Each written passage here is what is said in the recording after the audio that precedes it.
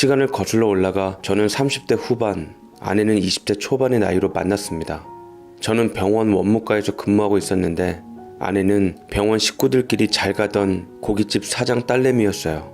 젊은 나이에 부모님과 함께 가게를 물려받아 꾸리고 있었는데 사업 체질이었던지 인테리어도 신식으로 세련되게 신경 썼고 당시 사람들의 입맛에 맞춰 내놓은 퓨전 신메뉴들이 큰 인기를 끌어 맛집으로 자리 잡았죠. 저희 병원 식구들 역시 이 고깃집을 참 좋아했고 회식 장소로 종종 이용하거나 점심시간 때 점심 특선 메뉴를 먹으러 자주 가기도 했습니다.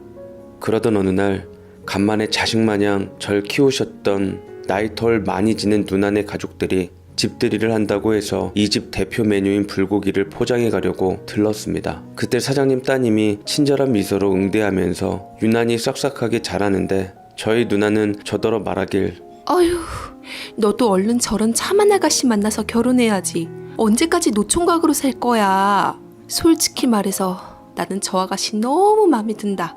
아휴, 저 아가씨는 짝이 있으려나. 그러자 그녀는 이 말을 들었던지 저희 누나에게 서비스로 고기며 갈비탕이며 안겨주더라고요. 그녀 역시 저를 단골 손님으로 왔을 때부터 눈여겨봤던 것 같습니다. 어쩐지 기분이 좋더라고요. 그녀의 호감을 눈치챈 저는 좋은 관계로 거듭났는데 알고 보니 그녀에게는 말 못할 숨겨진 비밀이 있더군요. 이미 결혼을 한 번 해서 이혼한 전적이 있었습니다. 그나마 애가 없어 다행이었죠. 저는 과거 따위 신경 쓰지 않고 사람 하나만 보고 연애한 지 1년 만에 결혼을 했어요. 결혼식을 끝낸 후 신혼여행 첫날 아내가 입을 열더군요. 여보, 이혼 여인 나랑 결혼해줘서 고마워요. 사랑해요. 나 앞으로 당신에게 정말 잘할 거예요. 당신을 위해서라면 나는 모든 걸 바칠 자신이 있어요. 라며 제 손을 잡는데 지난 과거에 아내의 주눅 들고 상처받은 마음이 전해져와 저 역시 평생 제 아내를 존중해주고 사랑하겠노라고 마음먹었습니다. 이후로도 처가의 사업은 승승장구해서 큰 돈을 벌었고 아내에게도 콩고물이 떨어졌는데 바로 고깃집 2호점을 처갓집에서 내준 것이었어요.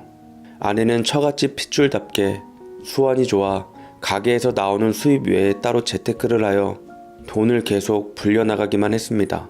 사실 그로 인해서 저희 집에서도 아내 덕을 많이 봤어요.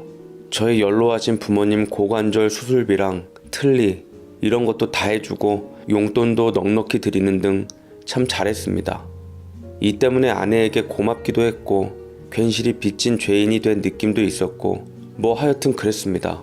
아내가 잘 나가니 저는 월급쟁이로서 열등감도 느끼긴 했지만 그래도 못 나가는 것보단 나으니 사람들의 부러움을 사면서도 기분이 괜시리 꽁기해졌죠.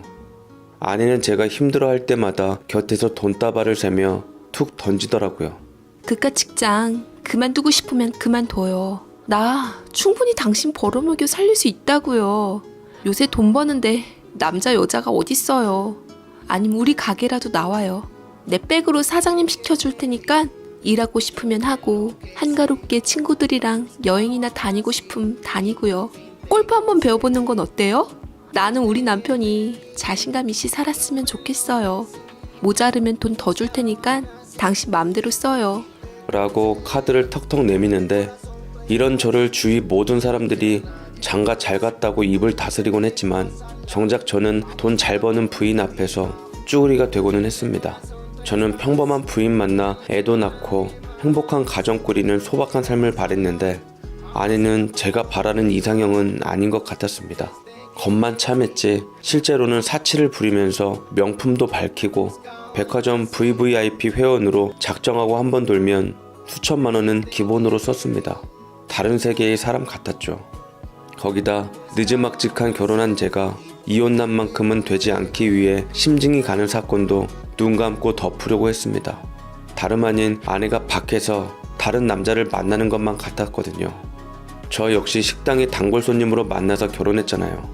저 말고도 아내와 관련 깊은 남자들은 제법 많은 것 같았습니다. 아무래도 돈 많고 잘 나가다 보니 애인 하나 정도는 둘 수 있다 여긴 건지 뭐 하나 겉으로 흠잡을 곳 없었던 아내가 왜 이혼을 하게 되었는지 알겠더라고요. 저는 일하다가 가끔 가게에 불시에 들리는 것으로 남편으로서 존재감만 드러내야 했습니다. 아내의 말처럼 고깃집에서 바지 사장으로 눈치 보고 있는 것보다는 내 능력으로 내 직장 다니는 게 마음 편하다고 생각했는데, 아내가 딴 생각을 품고 있다고 생각하면 당장이라도 아내 곁에서 감시하며 머물고 싶었어요. 후에 저와 누나의 합심으로 간신히 슬아의 아들 하나를 보긴 했는데 커갈수록 지 엄마와 똑 닮았더군요. 공부머리보다는 장사꾼의 피가 흐르고 있던 아들은 어릴 적부터 식당에 드나들어 지 엄마를 유심히 보았습니다. 제게는 딸 못지않던 살가운 아들인지라 고깃집에서 일어났던 일들을 제게 들려주니 그것 때문에 아내의 불편한 일거수일투족을 알게 된 적도 여럿 있었습니다. 친한 손님들이 오면 술도 서비스로 내어주며 같이 즐기고 논다던데 아들 역시 그런 엄마가 좀 꺼렸던 모양이었습니다. 그래도 저는 가정의 화목을 위해 자식을 보고 눈 가리고 못 본 척 했어요. 바보같이 좋은 게 좋은 거라고만 생각했거든요. 저와 같이 사는 동안 아내는 이런 제 성격을 답답해하며 핀잔을 주기도 일쑤였습니다. 하고 싶은 말이 있으면 해요. 마음속에만 두면 날더러 뭘 어쩌라고요. 수묵스러워 정말. 아들에게 엄마를 감시하게끔 해서 뒷말을 하게 만들어야겠어요? 꼭 못할 짓까지 시켜야겠냐고요. 부끄러운 줄 알아요. 아내도 낌새를 느꼈는지 대놓고 제게 말을 했고 저는 그때도 아내에게 할 말이 없어 입을 굳게 다물 뿐이었습니다. 남들 부부는 오래 살수록 친구처럼 돼가며 말도 많아진다던데 저는 점차 말수가 줄어가며 아내와 대화하는 게 답답했어요. 어찌 보면 아내랑 성향이 달랐기 때문이었고 전 그런 아내와 결혼하면 안 됐던 거였습니다. 지나간 인생에 대해 후회하고 있을 때쯤 저희 가정에는 크나큰 위기가 닥치고 말았어요. 바로 아내가 폐암 선고를 받은 것이었습니다. 그것도 폐암 3기라고 하더군요. 유독 기침이 잦아 걱정스러워서 병원 한번 가보자라는 말을 허투루 듣고 그저 감기라고 본인 증상은 본인이 제일 잘한다고 큰소리친 아내가 다름 아닌 폐암이라니. 집안의 기둥이 흔들린 저희 가족은 하늘이 무너지는 기분이었고 절망에 빠졌습니다. 저 역시 안타까운 건 마찬가지였는데 처가에선 모든 원망을 제게 쏟으시더군요. 병원에서 일한다는 양반이 어떻게 지부인이 암 걸린 줄도 모르고 있었어.